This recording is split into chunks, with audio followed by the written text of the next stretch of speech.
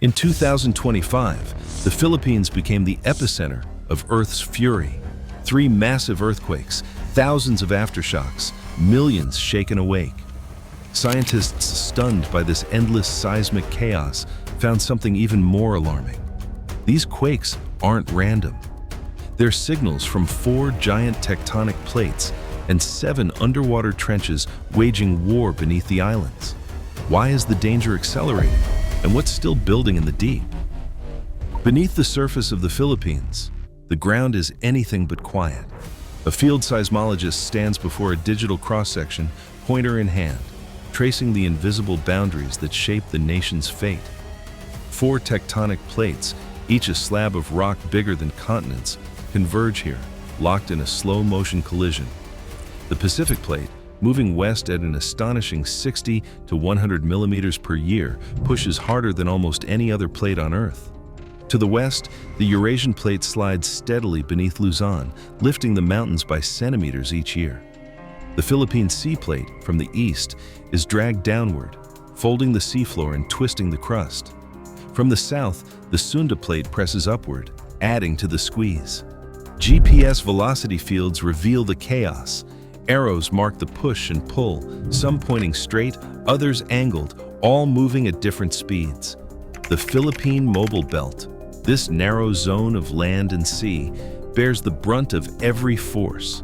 Where the plates meet, the crust is crushed, stretched, and rotated, creating a tangle of faults and deep scars that run the length of the archipelago. Sometimes, the movement is smooth, almost undetectable. Other times, the plates lock together, storing energy for years until it breaks free in a burst of shaking. The numbers on screen bring the abstract into focus. The Pacific Plate's relentless westward march, the slow but steady subduction of the Eurasian and Sunda Plates, the measured twist of the Philippine Sea Plate. All of it adds up to a country under constant strain. Here, the land is not just a place to stand. It's a living, shifting boundary caught in the crossfire of the planet's most restless giants. Offshore, the Philippines is circled by 7 deep scars carved into the seafloor, each one a trench, each with its own threat. The Manila Trench runs along the west side of Luzon, its floor hidden beneath the South China Sea. Scientists call it the sleeping giant. If it ruptures, models show a tsunami could reach Luzon's coast in under 20 minutes, leaving little time for warning, even less for escape. To the east, the Philippine Trench drops away more than 10 kilometers into darkness, making it one of the deepest on the planet. Here, the Philippine Sea Plate is dragged beneath the islands.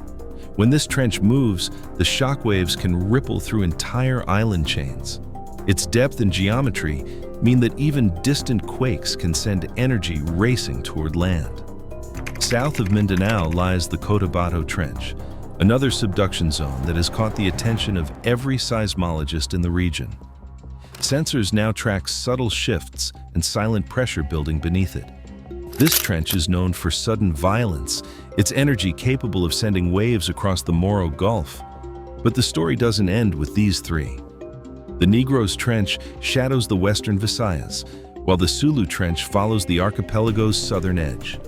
The East Luzon Trench parallels the northeast coast, and the Apo Trench runs just off southern Mindanao. Each has its own history, some quiet, some restless, but all are capable of movement. Together, these 7 trenches form what geologists call a trench orchestra. Every segment, every bend, is a potential conductor of disaster.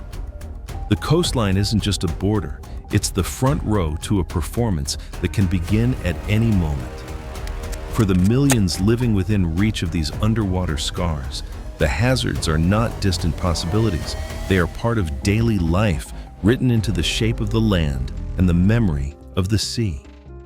Marikina Valley/West Valley Fault, beneath Metro Manila. Beneath the city's crowded streets and concrete towers, a single fracture runs almost the entire length of the metropolis. The West Valley Fault, part of the Philippine Fault System, slices through the heart of Metro Manila, home to over 13 million people. Scientists have modeled what would happen if this fault ruptures with a magnitude 7.2 earthquake. The results are sobering. Tens of thousands of buildings, including hospitals and schools, could collapse in less than a minute. In some districts, entire blocks of mid-rise apartments and older offices are predicted to fail. Emergency routes could vanish under rubble. Disaster managers warn that critical infrastructure, from bridges to power lines, sits directly atop the fault's most dangerous segments. One urban risk manager puts it plainly: if the West Valley Fault goes, Metro Manila will be fighting for survival, not just recovery. The city's vulnerability is no secret. Many structures were built before the National Building Code was enforced, and even today, retrofitting lags far behind what experts recommend. For millions living above this hidden scar, the next big quake is not a question of if, but when. In August 1976, the Cotabato Trench unleashed a magnitude 8 earthquake beneath the Moro Gulf. Within minutes, a wall of water swept through coastal Mindanao. More than 8,000 people died that night. Most never saw the wave coming. Survivors remember the ocean roaring in the darkness, the ground shaking so hard it split open roads, the sudden silence before the water struck. Fishermen who made it to higher ground still speak of strange swells and restless fish just hours before the disaster. Entire villages vanished, leaving only scattered belongings and broken foundations. Nearly 50 years later, the lessons of 1976 linger on Mindanao's coastlines. But the promise of safety remains uneven. In many communities, the only warning system is a bell or a shouted alarm. Government audits in 2025 found that less than half of at-risk coastal towns have working sirens. Evacuation drills are rare, and escape routes often lead through narrow roads that flood in heavy rain. One barangay captain in Sultan Kudarat keeps a battered photo of the old village, now lost to the sea, pinned above his desk. He says, "We cannot wait for another night like that." The memory of Cotabato's tsunami is both a wound and a warning, a demand for readiness that, even now, is too often unmet.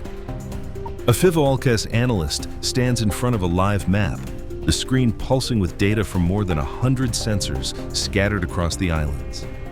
The system at work is advanced, an AI-driven platform that combs through seismic signals, GPS readings, and even subtle ground shifts. When something unusual happens, clusters of microquakes, a sudden rise or dip in the land, a burst of gas from a fault, the algorithm flags it. The analyst explains, "Our AI monitoring ingests over 100 sensors. It flags anomalies, but it does not and cannot predict exact earthquake times." The distinction is critical. The AI can spot patterns that hint at stress building deep below, or catch the silence that sometimes comes before a rupture. It can issue alerts when the ground shifts by just a few centimeters in places like Samar or Luzon, but it cannot say when or where the next quake will break the surface. The system's job is to watch, to warn, and to help scientists focus their attention. It is not a crystal ball. The analyst's caution is clear. Even with the best technology, earthquakes remain unpredictable. The real power lies in knowing where to look and in understanding what the signals mean, never in promising certainty. 3 priorities now define the path forward, each one pressed by the lessons of the past year. First, coastal communities must expand and maintain siren networks and seismic sensors. In provinces facing the Manila Trench and Cotabato Trench, less than half of at-risk towns have reliable warning systems. A coastal leader from Zambales insists, "We need sirens on every shoreline, not just in the main town." The window for evacuation is measured in minutes, not hours. Second, urban centers must accelerate the retrofitting of hospitals, schools, and public buildings. The 2025 earthquakes exposed the reality. Many collapsed structures had never met the standards of the National Building Code. An urban disaster manager in Metro Manila lays it out. Every day we delay, more lives are put at risk. Retrofitting isn't optional. Third, regular community drills must become routine, especially in zones with fast-arriving tsunamis or high-rise collapse risk. In recent surveys, most coastal barangays in Pangasinan and Mindanao could not evacuate half their population within 20 minutes. The checklist is simple: early warning, stronger buildings, practiced escape. These are not abstract goals. They are demands shaped by science, memory, and the voices of those who refuse to wait for another disaster. In just 7 days during late 2025, 3 major earthquakes struck Luzon, Samar, and Mindanao, each triggered by the collision of 4 tectonic plates beneath the Philippines. The documentary has shown that this nation sits at the intersection of the Eurasian, Philippine Sea, Pacific, and Sunda plates, with the Pacific plate moving westward at up to 100 millimeters per year. Scientists have mapped 7 major trenches, including the Manila Trench, capable of sending a tsunami to Luzon in under 20 minutes, and the Cotabato Trench, source of the 1976 tsunami that killed over 8,000 people. Yet, even with advanced AI monitoring over 100 sensors and satellite data revealing ground shifts of several centimeters, the exact timing and location of the next great quake remain unknown.